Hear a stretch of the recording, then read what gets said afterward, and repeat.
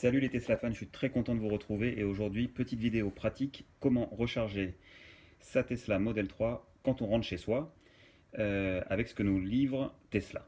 Alors en fait, on obtient de Tesla ce petit sac que je vais ouvrir, dans lequel on va donc retrouver ce qu'on appelle l'UMC, d'accord, qui est donc un connecteur avec sa prise qui va se brancher sur la voiture, et de l'autre côté on voit qu'on a une prise libre et on peut y mettre deux choses fournies par Tesla, soit ce connecteur avec de l'autre côté une prise qu'on appelle la prise camping bleue, hein, si vous faites du camping vous êtes habitué à cette prise, c'est ce qu'il y a sur les caravanes et tout ça, et évidemment un connecteur avec une prise standard, Schuko comme on dit, donc la prise française. Tesla livre aussi un câble. Alors ça c'est pas celui de Tesla parce que Tesla n'en avait plus, donc j'attends toujours celui de Tesla, mais j'en avais déjà un de ma modèle S que j'ai gardé. Et donc ça c'est un câble qu'on appelle T2T2. Donc avec une prise T2 ici, qui est plus épaisse, qui est celle qui va sur la voiture. Et là une prise T2 plus fine qui elle va sur la borne.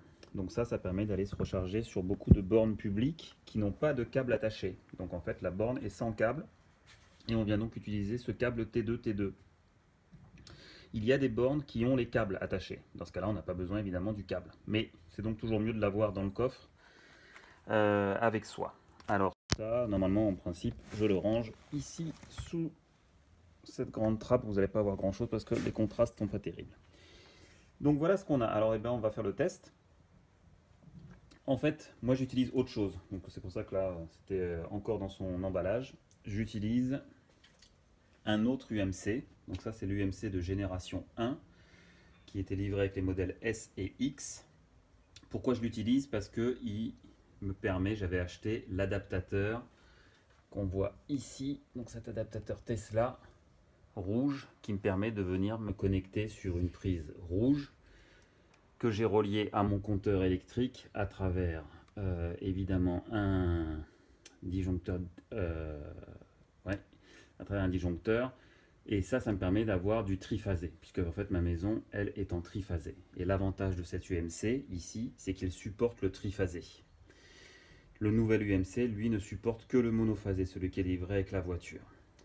Donc là ici ensuite hop, j'ai mon câble qui est attaché à l'UMC hein, comme l'autre, et qui me permet de me brancher sur la voiture. Donc on va commencer par lui, comme ça je vais juste vous montrer. Donc là je suis devant la voiture, j'appuie sur le bouton pour ouvrir la trappe, la petite lumière se met au blanc et donc je peux brancher sur le haut évidemment de la prise, hein, qui est la prise T2. Je connecte, la lumière passe au bleu, ça c'est bon, et au vert. Et donc si on va dans la voiture,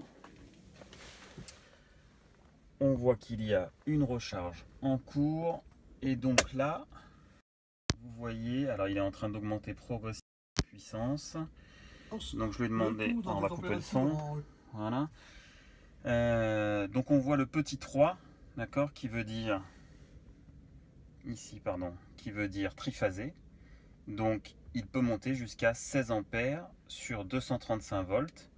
Si vous faites la multiplication, 16 x 3 x 235 volts, ça vous donne 11 kW. Et ça tombe bien puisque cette voiture, la Model 3, est livrée avec un chargeur, avec un transformateur interne de courant d'une puissance de 11 kW. Donc il faut savoir là que l'UMC, à l'extérieur, ce qu'on a branché, évidemment on récupère du courant alternatif, mais la batterie, elle, a besoin de courant continu. Donc on a dans la voiture un transformateur 11 kW. Donc là c'est parfait avec cette UMC en fait. Je suis à la limite et ça permet, vous voyez, alors là je suis à 84%, dans 25 minutes maximum, il sera à 90% qui est la limite. Le calcul en fait, les calculs à faire sont assez simples, c'est-à-dire que j'utilise le 11 kW, la batterie de ma voiture fait 75 kW, donc c'est-à-dire environ 7 fois. Donc c'est-à-dire que si j'arrive avec 0% à la maison, ce qui ne m'arrive jamais, si j'arrive avec 0 et que le lendemain j'ai besoin de repartir à 100%, ce qui ne m'arrive jamais non plus, j'ai donc besoin de 7 heures, d'accord, pour recharger entièrement la batterie. À partir de là, vous pouvez faire vos calculs et ensuite soit réduire le courant de charge, ce qui est toujours bien. Donc là, par exemple, je le fais et je diminue à 10 ampères. On voit que c'est répercuté immédiatement sur le temps aussi de calcul. Donc là, je suis plus qu'à 5 kW. D'accord. Ce qui est assez étonnant, d'ailleurs, ça va remonter un peu, oui, parce que ça ne fait pas le bon calcul. 10 ampères x 3, ça fait 30. 30 x 236. Je vous laisse faire le calcul, mais ça ne doit pas être loin de 7 kW.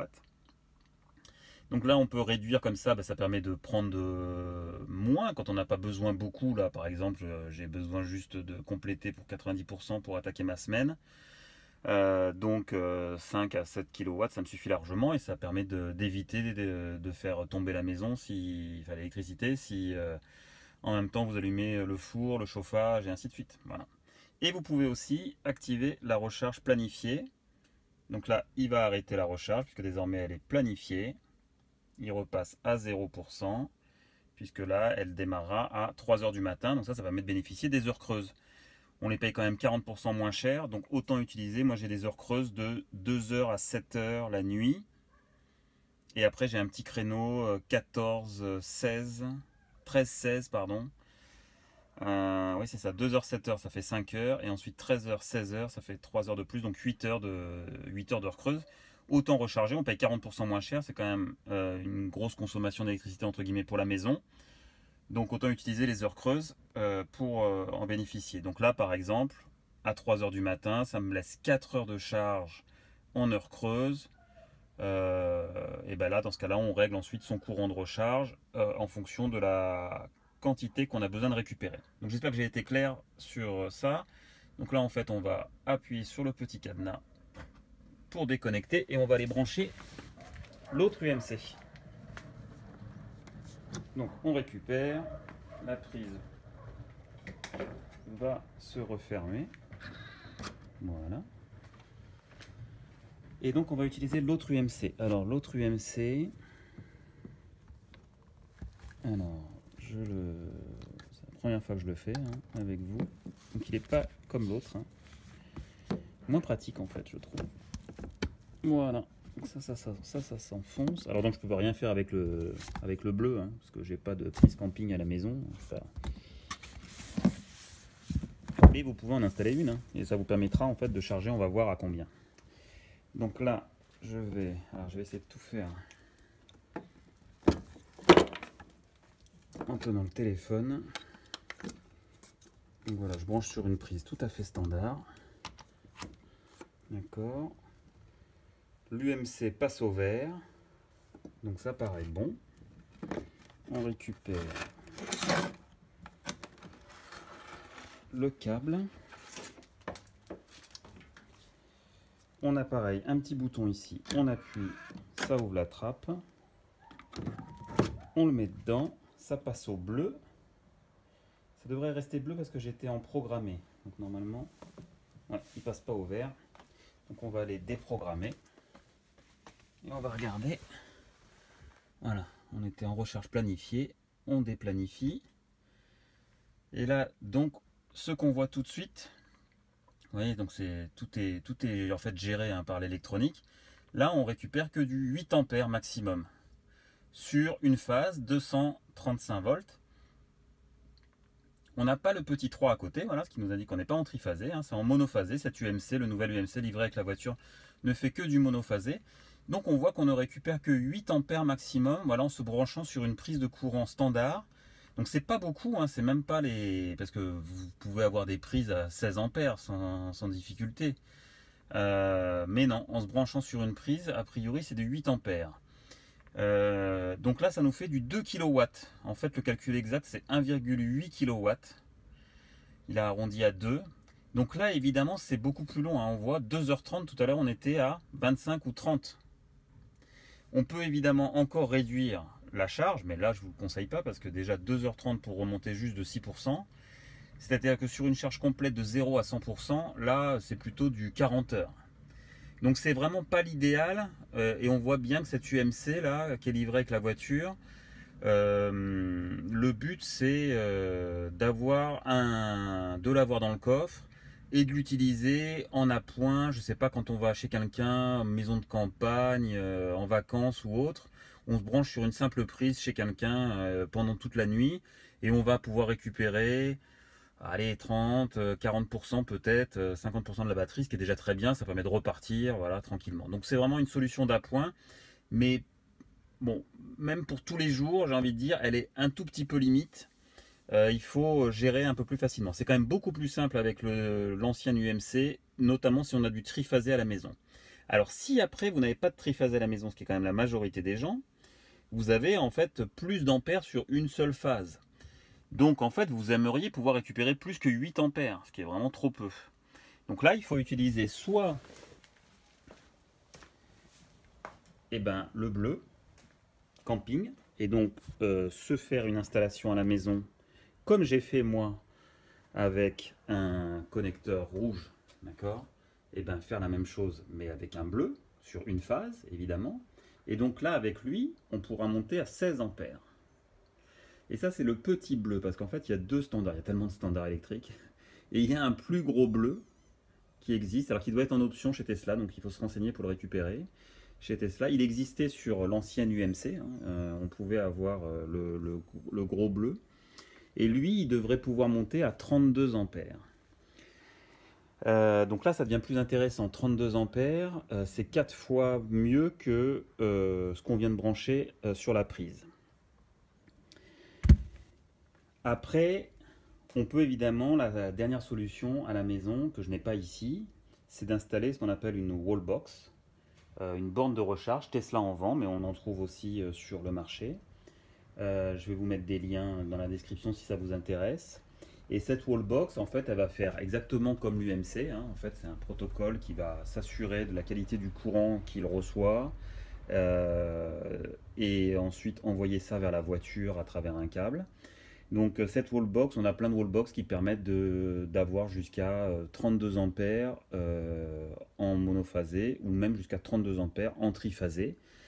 Et elles permettent aussi, elles ont parfois d'autres fonctions comme des fonctions de délestage automatique, c'est-à-dire que si justement on n'a pas besoin d'aller faire les calculs dans la voiture, on met au max et puis la borne va délester si jamais il y a une forte demande de courant dans la maison. Donc voilà, vous n'avez pas en fait à vous occuper de savoir si le soir vous allez en même temps faire travailler beaucoup d'équipements électroménagers ou autres. C'est la voiture qui va gérer directement.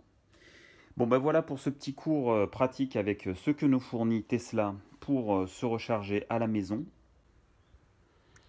Alors, petite différence entre les deux UMC aussi, deux différences, c'est que l'UMC génération 1 qui était fourni et qui est peut-être toujours fourni avec les modèles S et X était livré avec deux prises Schuko, d'accord. Et en fait, alors soit il y en a une qui a une pastille, je sais pas, là il y a un petit truc vert. Parce que ça dépendait, en fait, il fallait prendre le bon en fonction des prises et en fonction de la phase, de là où était arrivée la phase sur la prise électrique. Donc là, si je le prends, que je le branche à mon UMC génération 1, alors, je suis désolé pour la vidéo, je fais tout en même temps, je vais couper parce que ça va pas être très beau. Voilà, pourquoi j'y arrive pas. Voilà. Donc là, je le branche. Alors j'en ai mis un au hasard. Je branche dans ma prise. Et il est rouge. Vous voyez, donc c'est pas le bon. Alors, donc là, quand ça clignote rouge, voilà, c'est que c'est pas bon, il est pas d'accord. A priori, le nouveau, l'UMC2, lui, n'est livré qu'avec un seul cordon. Et serait capable en fait de gérer l'inversion de phase directement dans l'électronique qui est à l'intérieur. Autre petite différence aussi, cette UMC génération 1 avait un bouton qui était bien marqué dessus, bon, c'est à l'envers, reset. D'accord, donc ça permettait aussi en fait de faire un petit reset à l'intérieur. Et c'était utile des fois quand on passait, je sais pas, de triphasé à monophasé ou autre, il restait rouge alors qu'on sait très bien que sur cette prise ça marche. Donc on faisait un reset. Ça remettait l'électronique à 0 et après il refaisait les calculs et dans ce cas-là ça passait au vert. Le nouveau, lui, n'a pas tout ça. Donc, alors si, enfin, a priori il a justement l'inversion de phase qui est inclus automatiquement et à l'arrière il n'y a pas de bouton reset. Donc voilà, de l'électronique un peu plus intelligente dans celui-là pour gérer la charge sur les prises standards.